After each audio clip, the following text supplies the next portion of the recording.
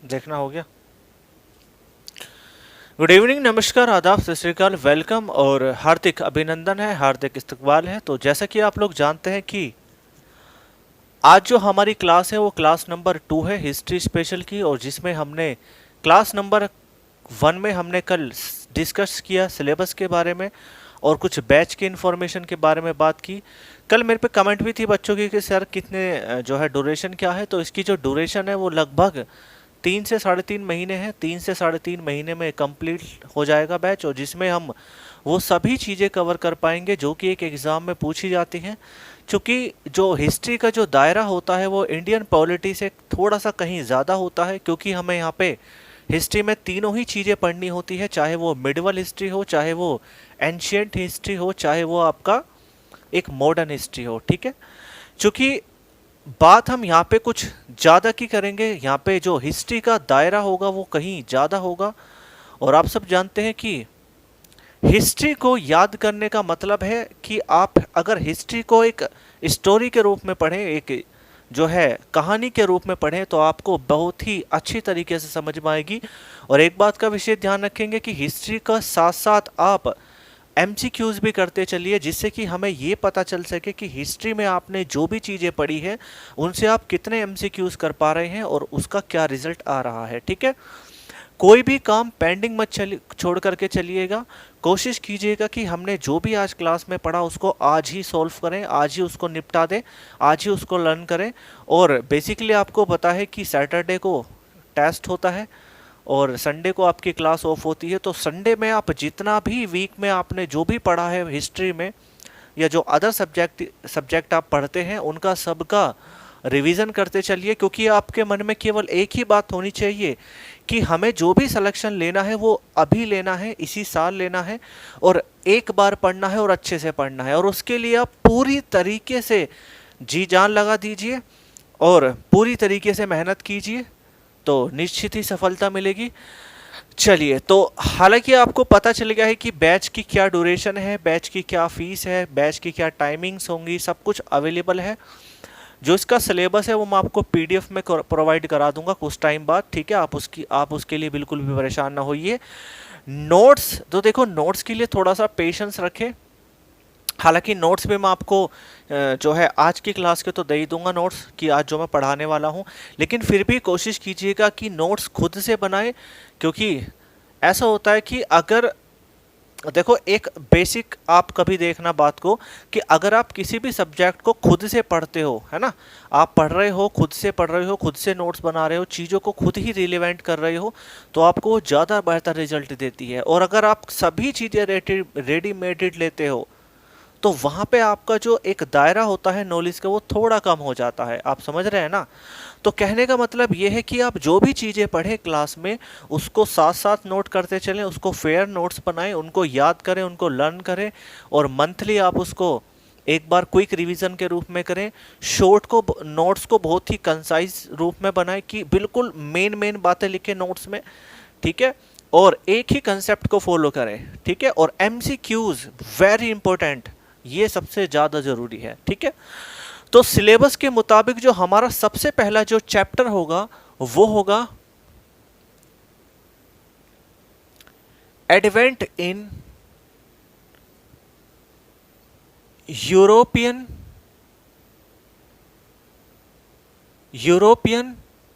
Companies in India, यानी कि हिंदी में लिखेंगे इसको भारत में यूरोपियन कंपनियों का आगमन, कंपनियों का आगमन। तो हम बात करेंगे भारत में यूरोपियन कंपनियों के आगमन के बारे में, यानी कि advent in European companies in India के बारे में। तो चूंकि हमारा जो भारत देश रहा है वो शुरू से ही एक धनी देश रहा है और इसलिए इसको सोने की चिड़िया कहा जाता है। लेकिन आज की जो कंडीशन है वो बहुत ही अलग है, बहुत ही डिफरेंट है, क्योंकि जैसे जैसे चीज़ें बदलती रहती हैं वैसे वैसे सभी चीज़ों में परिवर्तन होता रहता है। लेकिन अगर हम बात करें भारत में यूरोपियन कंपनियों के आगमन के बारे में, तो हम सब जानते हैं कि भारत में आने के लिए प्राचीन काल से ही दो ही रास्ते थे, या दो ही रास्ते हुआ करते थे, जिसमें पहला जो रास्ता हुआ करता था वो हुआ करता था बाय सी, और दूसरा रास्ता बाय रोड। यानी कि अगर हमें यूरोप से भारत आना है तो केवल हमारे पास दो ही मार्ग बचते थे, जिसमें पहला रास्ता था एक सड़क मार्ग और दूसरा रास्ता था एक समुद्री मार्ग। तो सबसे पहले हम देखेंगे कि अगर हम बाय रोड आए, अगर हम बाय रोड आए तो वहां पे हमें क्या क्या करना होगा। तो सबसे पहले अगर हमें यूरोप से भारत आना है तो हमें बाय रोड आना होगा, और दूसरा रास्ता होगा बाय सी, यानी कि बाय समुद्री मार्ग के। ठीक है, तो सबसे पहले देखते हैं बाय रोड। तो सबसे पहले हमें आना होगा टर्की, यानी कि तुर्की, उसके बाद ईरान, उसके बाद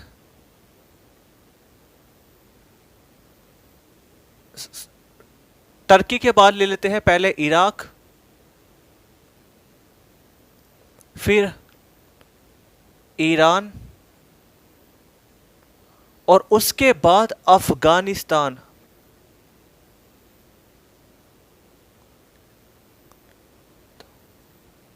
अफगानिस्तान।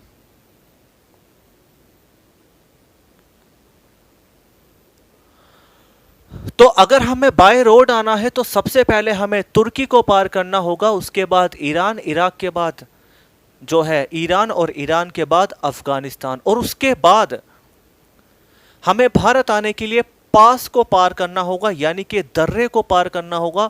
और यहां पे जो हमारे दर्रे होंगे वो होंगे खैबर दर्रा,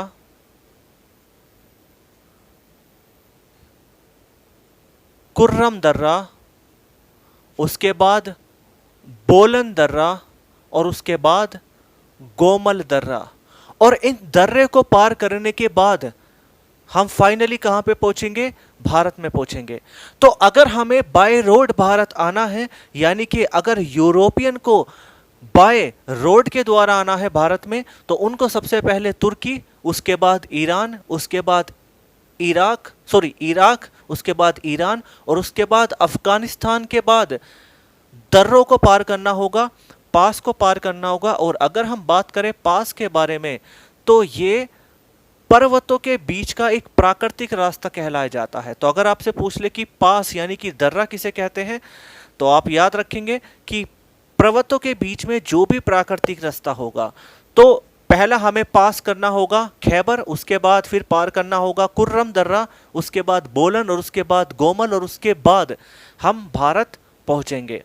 लेकिन अगर हमें समुद्री मार्ग के द्वारा आना हो, यानी कि हमें बाय सी आना हो, तो यहां पे हमें सबसे पहले मेडिटेरियन सी, यानी कि हम सब जानते हैं भूमध्य सागर,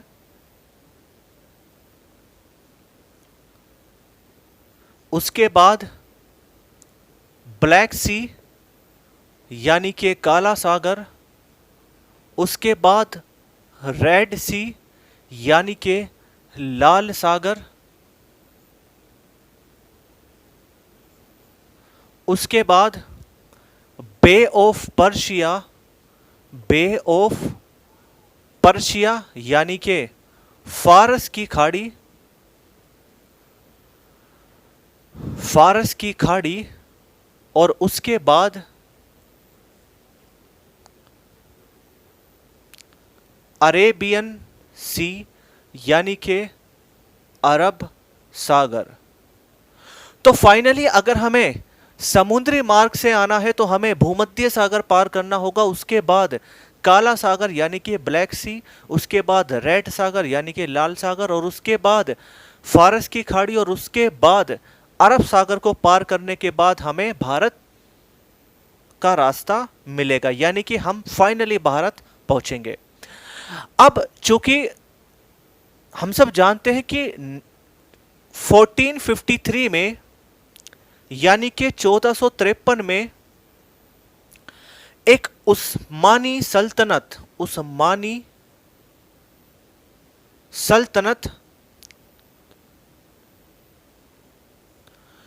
जो कि तुर्की में रूल किया करती थी, और उसने जो कि तुर्की में रूल किया करती थी, तुर्की में शासन किया करती थी, उसने एक जगह है कुस्तुनतूनिया, कुस्तुनतूनिया नामक जगह पर, जो कि तुर्की में पड़ती है, वहां पे अपना अधिकार स्थापित कर लिया। और चूंकि इन्होंने कुस्तुनतूनिया पर अधिकार करने के साथ साथ फारस की खाड़ी और अरब सागर पे भी अपना अधिकार जमा कर लिया, तो अब इनका जो अधिकार था वो फारस की खाड़ी और अरब सागर के साथ साथ तुर्की पे भी था। तो अब ये बताइए कि जो यूरोपियन लोग थे उनका आना तो इम्पॉसिबल ही हो गया, यानी कि उनके लिए तो रास्ता ही बंद हो गया, क्योंकि अगर वो बाय रोड आए तो यहाँ पे अधिकार है किनका, उस्मानी सल्तनत का, और अगर वो बाय समुद्री मार्ग से आए तो यहाँ पे फारस की खाड़ी और अरब सागर पर इनका पूरा का पूरा जो है डोमिनेंस है, पूरा का पूरा अधिकार है। तो कहीं ना कहीं ऐसी कंडीशन में यूरोपियन यूरोपियन के लिए तो रास्ता ही बंद हो गया भारत जाने का।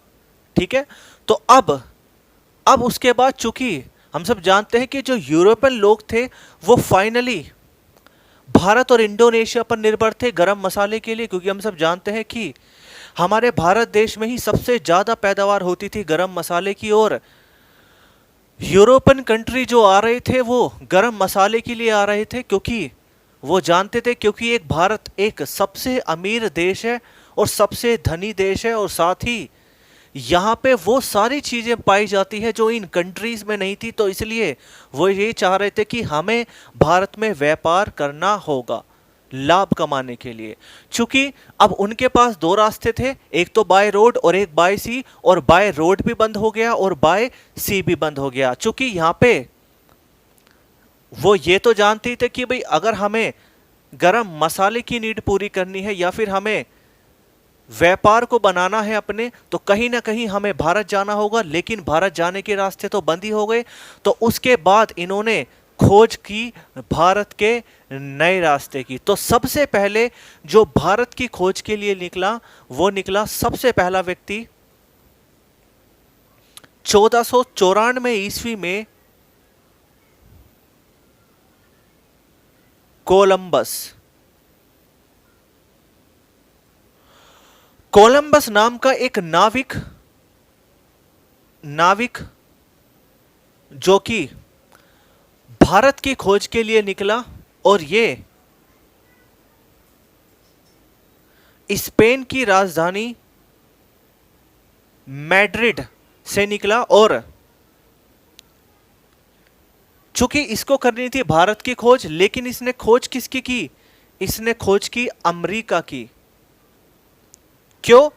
क्योंकि इतिहासकार कहते हैं कि इसका जहाज गलत दिशा में जाने के कारण इसने खोज की अमेरिका की।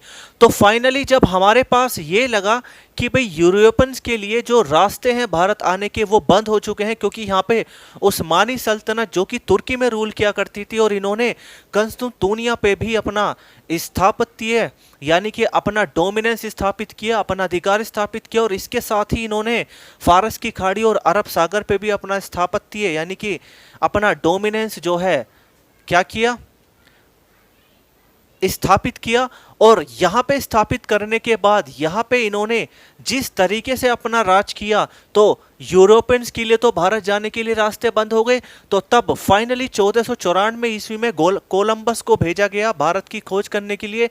लेकिन ये जो कोलंबस था, इसका जहाज गलत दिशा में मूवमेंट लेने के कारण इसने किसकी खोज की, अमेरिका की। ये अमेरिका पहुंच गया और इसने अमेरिका की खोज की।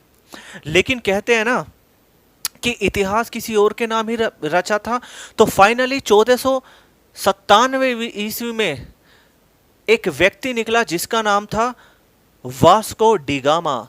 तो फाइनली अगर हम बात करें 1497 ईस्वी के बारे में, तो 1497 ईस्वी में एक पुर्तगाली जिसका नाम था वास्को डी गामा, यह व्यक्ति अपने जहाज से भारत की खोज के लिए निकला, और इसके जहाज का नाम था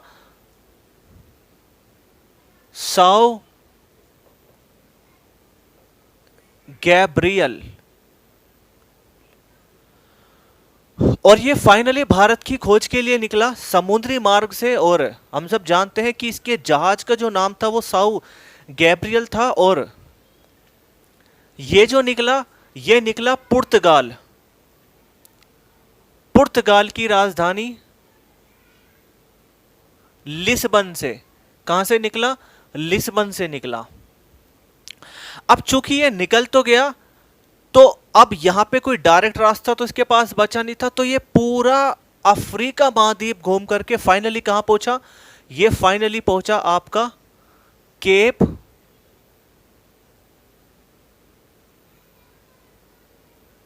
cap of Good Hope, Cape of Good Hope पर पहुंचा। और केप ऑफ गुड होप पर पहुंचने पर इसने फाइनली एक व्यक्ति से मदद ली, यानी कि एक नेविगेटर से मदद ली, यानी कि पथ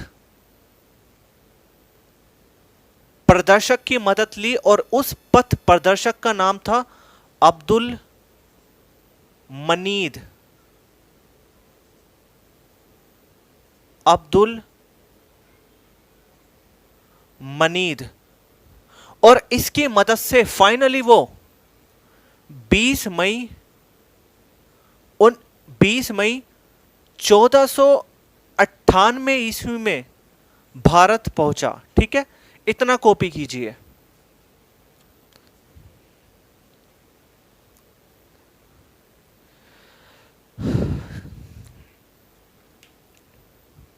अब देखना ध्यान से, अब मैं इसको पूरा एक्सप्लेन कर देता हूं। ठीक है, इसको थोड़ा सा ध्यान से समझने की कोशिश करना। देखिएगा, हमारा जो चैप्टर है वो है भारत में यूरोपियन कंपनियों का आगमन। और चूंकि हम सब जानते हैं कि प्राचीन काल से भारत आने के केवल और केवल दो ही रास्ते हुआ करते थे, जिसमें पहला रास्ता था बाय रोड और दूसरा रास्ता था बाय सी। बाय रोड यानी कि सड़क मार्ग, और दूसरा बाय सी यानी कि समुद्री मार्ग। अगर हम बात करें बाय रोड के बारे में, तो सबसे पहले हमें तुर्की, इराक, ईरान, अफगानिस्तान से होते हुए हमें पास को पार करना होता था, यानी कि पास का मतलब होता है दर्रे को पार करना होता था। और वो दर्रे जो होंगे वो होंगे खैबर दर्रा, कुर्रम दर्रा, बोलन दर्रा और गोमल दर्रा। और इनको पार करने के बाद हमें भारत में प्रवेश मिलता था।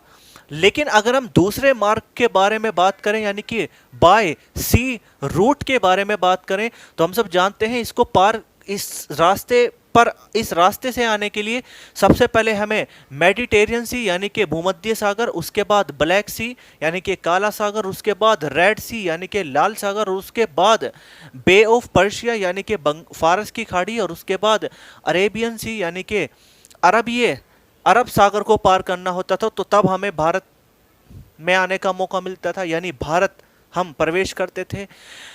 लेकिन क्या हुआ, 1453 ईस्वी में उस्मानी सल्तनत जो कि तुर्की में रूल किया करती थी, उसने एक जगह कस्तुनतुनिया जो कि तुर्की में पड़ती है वहां पे अपना स्थापित किया, यानी कि एक तरीके से अपना डोमिनेंस, अपना अधिकार स्थापित किया, यानी कि इस जगह पे अपना अधिकार कर लिया। जब इस जगह पे अधिकार कर लिया तो उसके बाद उसने फारस की खाड़ी और अरब सागर पे भी क्या कर लिया, कब्जा कर लिया, यानी कि एक तरीके से अधिकार स्थापित किया।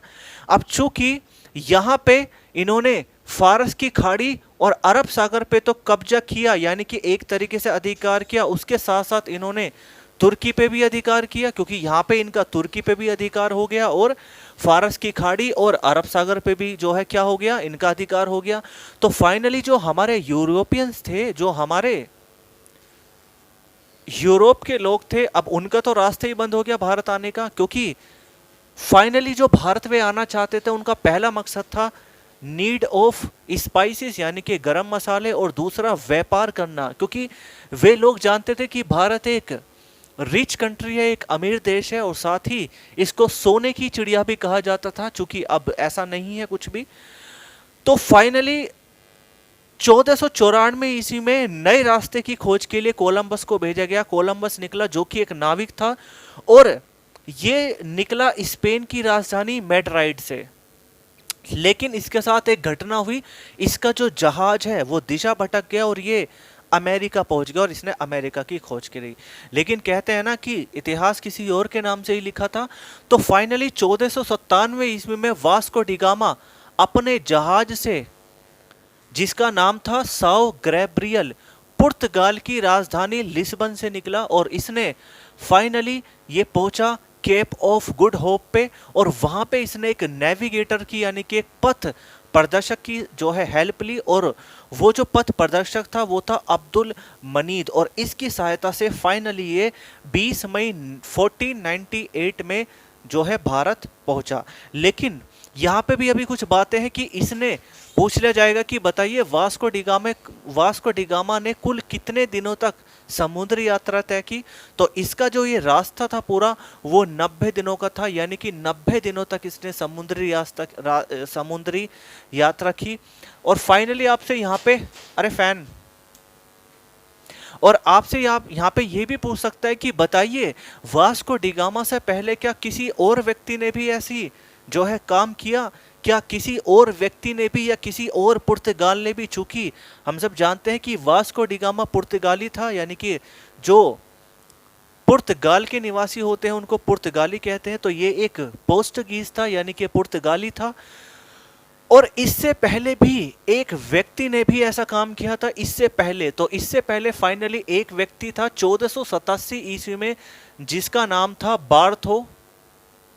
बार्थो लोमियो डियास। बार्थोलोमियो डियास बार्थोलोमो डियास नाम का एक व्यक्ति भी भारत की खोज के लिए निकला था वास्को डिगामा से पहले। लेकिन वो केवल और केवल कहां तक पहुंच पाया, केवल और केवल वो पहुंच पाया केप ऑफ गुड होप तक। अब चूंकि फाइनली हमें ये पता करना होगा कि ये Cape of Good Hope actual में है क्या, ठीक है। तो सबसे पहले आप इसको नोट डाउन कर लीजिए, क्योंकि यहां पे स्पेस नहीं बचा मेरे पास। फटाफट से कॉपी कीजिए इसको जल्दी से।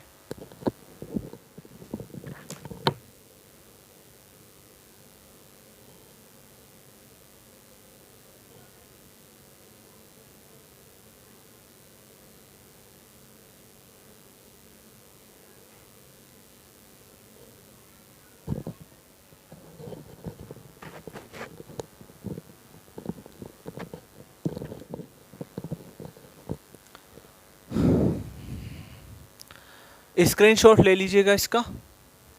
चलिए अब ध्यान से देखिएगा।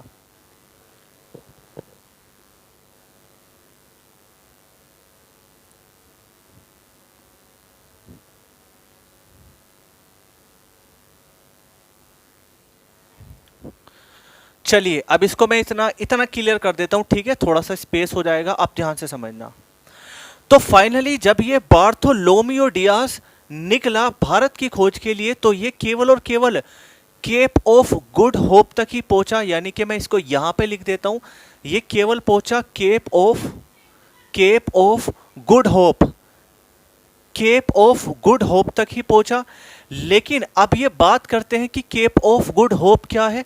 तो हम सब जानते हैं कि जो वर्तमान में केप टाउन है जो कि कहां पे पड़ता है, साउथ अफ्रीका अब क्या कहलाता है, केप टाउन कहलाता है। यानी कि कहने का मतलब जो अब केप टाउन है वो पहले क्या कहलाता था, केप ऑफ गुड होप कहलाता था। और फाइनली अगर हम केप ऑफ गुड होप के बारे में बात करें तो ये most southern part of south Africa, यानी कि अफ्रीका,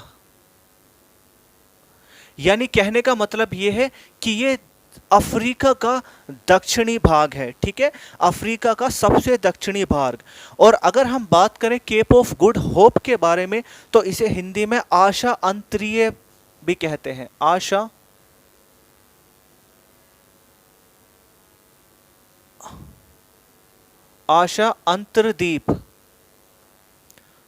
अंतरद्वीप भी कहते हैं, ठीक है, आशा अंतरीप, ठीक है भाई। और फाइनली इस बार्थोलोमियो डियास के 10 साल बाद निकला वास्को डी गामा, ठीक है। अब हम बात करते हैं, चूंकि वास्को डी गामा पहुंच तो गया भारत, लेकिन भारत में कहां पहुंचा, तो हम सब जानते हैं कि जब ये भारत पहुंचा तो ये भारत पहुंचा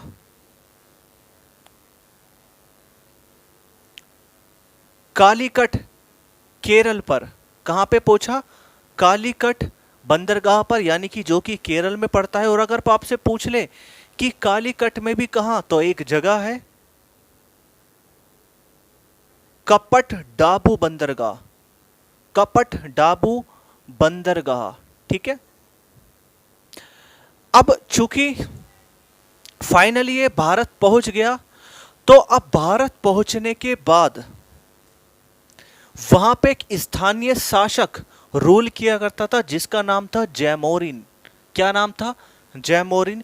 क्योंकि जब ये भारत पहुंचा कालीकट के तट पे, यानी कि केरल में जो पड़ता है, और अगर पूछ ले कालीकट के तट पे भी कहां, तो याद रखिएगा कपट डाबू बंदरगाह। और जब ये यहां पहुंचा तो इसका एक वहां पे उस समय एक लोकल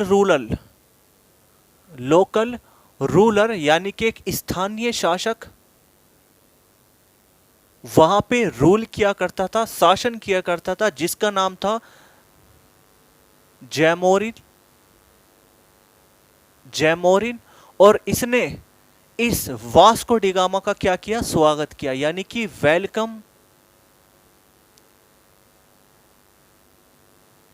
वेलकम बाय हिम, ठीक है। इसने वास्को डी गामा का क्या किया? स्वागत किया। लेकिन हम सब जानते हैं कि जो अरेबियन जो लोग थे उनका बिल्कुल भी पसंद नहीं आया जैमोरियन का स्वागत करना वास्को डी गामा का, क्योंकि हम सब जानते हैं कि जो हमारी अरब सागर है उस पे पूरी तरीके से जो व्यापार करते थे वो अरबिये लोग करते थे। और फाइनली 1499 ईस्वी में, यानी कि 1499 में वास्को डी गामा रिटर्न, यानी कि ये वापस चला गया। बल्कि इसको रिटर्न को तो रहनी, तो ऐसे लिख देंगे कि 1499 इसमें वास्को डी गामा भारत चला गया, वो भारत से चला गया, यानी कि ये पूरा 1 वर्ष रहा। और 1 वर्ष के बाद वास्को डी गामा भारत से चला गया। और जब ये भारत से चला गया तो भारत से जाने के बाद ये अपने साथ एक नायाब चीज लेकर के गया जिसका नाम था ब्लैक पेपर, यानी कि हिंदी में इसको बोलेंगे काली मिर्च, काली मिर्च। और जब ये काली मिर्च लेकर के गया तो फाइनली इसने यूरोप में उस मिर्च को बेचा, उस काली मिर्च को बेचा, चूंकि वहां पे तो मसालों के बहुत ही ज्यादा शौकीन है। और फाइनली जो भी भारी मात्रा में जो भी मसाला लाया जाता है वो भारत और इंडोनेशिया से ही लाया जाता था। और चूंकि ये जो वास्को डी गामा है पहले ही अपने साथ गरम मसाला, यानी कि गरम मसाले के रूप में, यानी कि ब्लैक पेपर काली मिर्च लेकर के पहुंचा, तो उसने इस मिर्च को 60 गुना प्रॉफिट पर बेचा यूरोप में जाकर के, यानी 60 गुना प्रॉफिट पर इस काली मिर्च को बेचा, ठीक है। इतनी बात क्लियर हुई कि नहीं हुई?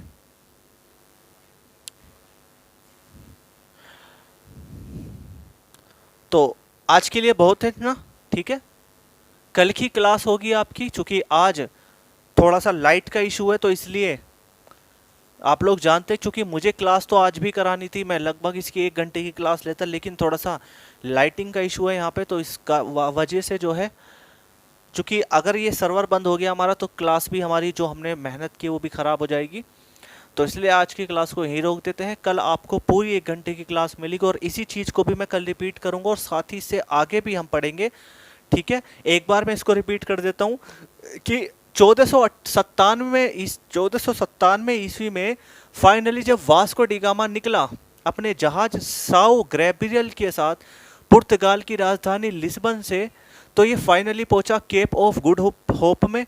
और केप ऑफ गुड होप क्या है? जो वर्तमान में केप टाउन के नाम से फेमस है, जो कि साउथ अफ्रीका का पार्ट है। यानी कि अगर हम एक ही वर्ड की बात करें तो ये आपका जो है अफ्रीका का सबसे दक्षिण भाग है। और जब ये केप ऑफ गुड पहुंचा वास्को डिगामा, तो इसने एक नेविगेटर की मदद ली और नेविगेटर का नाम था अब्दुल हमीद, और इसकी सहायता से फाइनली 20 मई 1498 में कालीकट केरल पर पहुंचा भारत में। और अगर पूछ ले कालीकट पे भी कहाँ, तो कपट डाबू बंदर का, हालांकि इतना डीप नहीं पूछेगा, फिर भी देख लेते हैं इसको। अब चूंकि इससे पहले भी एक व्यक्ति ने कोशिश की थी जिसका नाम था बार्थोलोमियो डियास, और ये फाइनली जो पहुंचा था वो केप ऑफ गुड होप तक ही पहुंच पाया था। उसके बाद ये आगे नहीं जा पाया क्योंकि इसके साथ कुछ स्थितियां बन गई थी। और जब ये व्यक्ति वास्को डिगामा भारत पहुंचा तो वहां पे एक स्थानीय शासक जैमोरिन ने इसका स्वागत किया। और उसके बाद जब ये 1 साल तक भारत रहा तो 1499 में भारत से वापस चला गया पुर्तगाल, ठीक है। और जब ये भारत से पुर्तगाल वापस चला गया तो अपने साथ एक नायाब चीज लेकर के गया जिसका नाम था ब्लैक पेपर, यानी कि काली मिर्च, और वहां पे इसने 60 गुना प्रॉफिट में इसको बेचा। यही आज कहानी को ख़त्म करते हैं। कल एक बार और रिपीट करूंगा, प्लीज़ अपने कमेंट दीजिएगा कि देखो, चूंकि देखो क्या होता है कि हिस्ट्री एक ऐसा सब्जेक्ट है, यहाँ पे इंग्लिश में और हिंदी में पढ़ाना बहुत ही ज़्यादा चैलेंजेस के काम होते हैं, क्योंकि हमें किसी भी चीज़ को इंग्लिश में भी देखना होता है। इनका एक जो है इनकी एक तरीके से स्पेलिंग्स भी देखनी होती है, और इनकी सभी चीज़ों की मतलब एक तरीके से कन्वर्सेशन भी करनी होती है ना। तो उस चीज़ को थोड़ा सा समझाने में थोड़ा सा ये एक तरीके से चैलेंजेस का काम है। चूँकि अगर कोई भी स्पेलिंग गड़बड़ हो जाती है तो आप उसे अपने लेवल पे भी देख लिया करें, और हिंदी में भी थोड़ा मोटा तो हो ही जाता है। साथ ही इस बात का ध्यान रखेंगे कि नोट्स भी बिल्कुल प्रॉपर इसी तरीके से बनाने हैं। और ये जो हिस्ट्री है ये मैं इतनी डीप लेकर के चलूंगा कि अगर बाय द वे हिस्ट्री थोड़ी सी भी टफ होती है पेपर में तो आप उसको इजीली क्रैक कर लें, ठीक है। चलिएगा भाई, तो आज के लिए कहानी को यही रोकते हैं। तो धन्यवाद, thank you very much to all of you. Take care yourself, bye bye, good night, शब्बा खैर, बाय बाय, टेक केयर।